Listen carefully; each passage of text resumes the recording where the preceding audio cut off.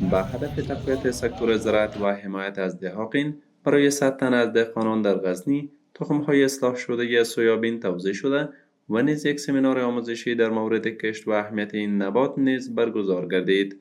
با گفته مسئولان، هدف از این برنامه بهبود وضعیت اقتصادی دهقانان، ترویج کشت محصولات بدیل و مفید و افزایش حاصلات زراعتی است. آنان میگویند که سویابین یک نبات با ارزش است که هم در بخش مواد غذایی و هم در تولید روغن مورد استفاده قرار گرفته و میتواند برای دهقانان عاید خوب فراهم کند. مسئولان می‌افزایند که این روند ادامه دارد و در نظر است که برای 6000 تن دهقان دیگر نیز این تخم‌ها توزیع گردد. در ولایت غزنی ما 6 ولسوالی را از طریق ریاست زراعت به معرفی گرفته بر ما که ما در حدود تقریبا 5 تن تخم اصلاح شده تصدیق شده سویابین به ترویج روی لیست ساین شیت در برنامه خود داریم که در ولایت غزنی در مرکز ما تقریبا 100 نفر دهقان که می خواهیم که از طریق از این دهقان ترویج شود، چون یک کشت نو است در غزنی.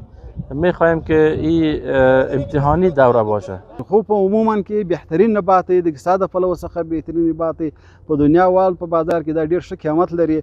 د دې ټن په حساب باندې تیر کال تقریبا $900 باندې یو ټن په نړیوال بازار کې یو ټن په $900 باندې وو.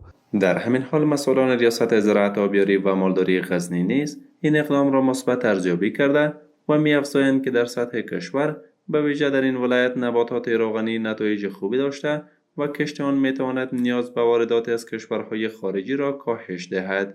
آنان به دهقانان اطمینان میدهند که در هر بخش همکاری لازم صورت خواهد گرفت. یوري خو په مجموع کې تیری نبات هغه سویابین دی، زغر دی، کنجد دی، ګل آفتاب پرست دی، شارشم دی او داسې نور تیری نبات په ټول افغانستان کې د غوړیو د تولید په برخه کې ښه نتیجه ورکوي.